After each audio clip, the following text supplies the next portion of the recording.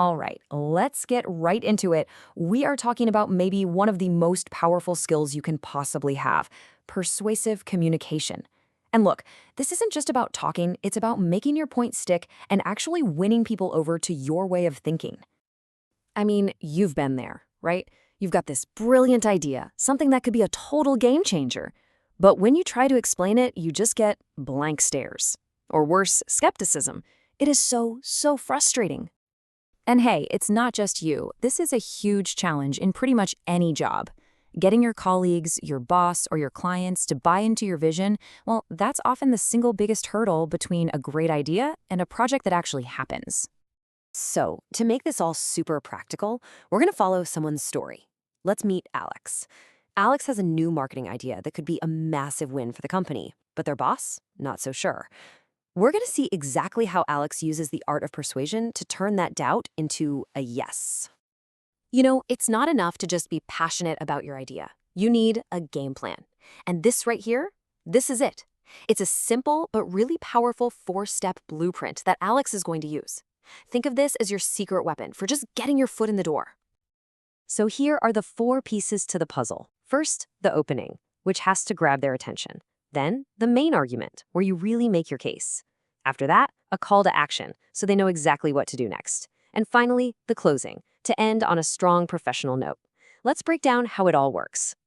All right, first up, the opening. How you kick things off is everything. It sets the entire tone, and honestly, it decides whether the person reading will even give your idea a fair shot.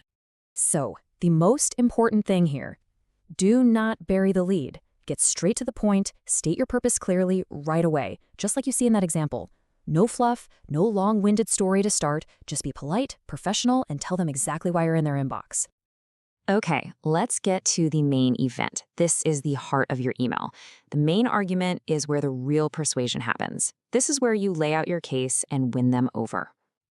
Now pay close attention to this because the strategy here is key. You're going to lead with your strongest point. Make that first impression count. People remember the first thing they hear, but the real game changer? Evidence. An opinion is just an opinion, but data, facts, logic, that's how you build a case that's impossible to ignore. Oh, and a pro move? Think about what they might object to and address it before they even ask. I mean, just look at how powerful this is. Think about the difference between saying, I think this will work, versus saying, research shows this leads to a 20% increase in sales. One is a wish, the other is a data-backed reality. This is what takes your idea from a simple suggestion to a serious, must-consider proposal.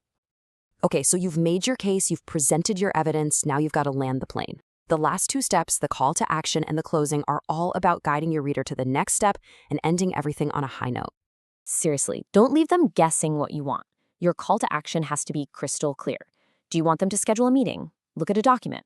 The example here is perfect. It's a clear, simple, low-pressure request. And then you just wrap it all up with a polite closing. It shows you respect their time and it keeps you looking professional. So Alex hits send, but the persuasion is far from over. In fact, it's just beginning. Now it's time for the follow-up conversation, and being ready with the right language for agreeing and disagreeing is absolutely essential. Let's start with the dream scenario. They love your idea. Using phrases like I couldn't agree more shows you're totally on the same page. It builds a really positive vibe and gets things moving forward. But let's be real. A lot of the time, you're going to land somewhere in the middle. And honestly, this is a very strategic place to be. When you start by saying something like, I agree with you up to a point, you're doing something brilliant. You're showing them you've heard them, which makes them way more likely to listen to your butt.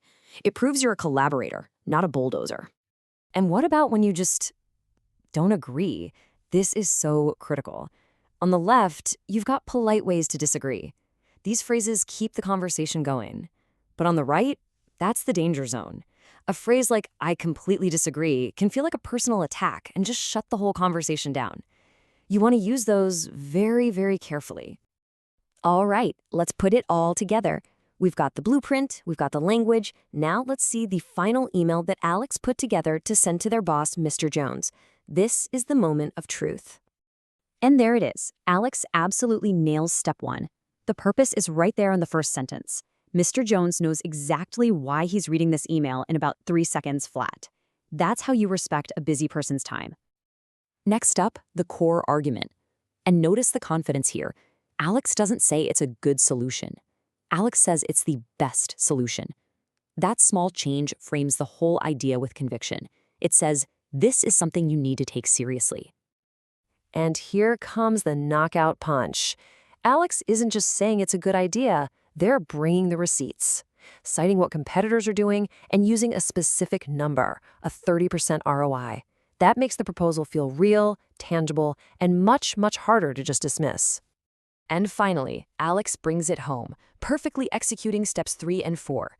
A clear, easy yes for a call to action, just a meeting to talk, followed by that polite, professional closing. The whole thing is just a masterclass. So we've walked through the entire process with Alex, from start to finish. Now let's boil it all down into a practical toolkit you can grab the very next time you've got a big idea to share. Okay, so here's what you need to remember. First, always start with that 4-step blueprint. Structure is your friend. Second, back it up. Evidence is what turns a suggestion into a serious proposal. Third, remember the email is just the start. Be ready for the real conversation that comes next. And finally, your tone is everything. Being polite and professional isn't weak, it's confident. And that brings us to the end. But really, the question is for you. How are you going to use this? Think about that idea you've been sitting on, or that change you know you need to propose. You've got the tools now. You're ready to make your case. So, what's the next conversation you're going to lead?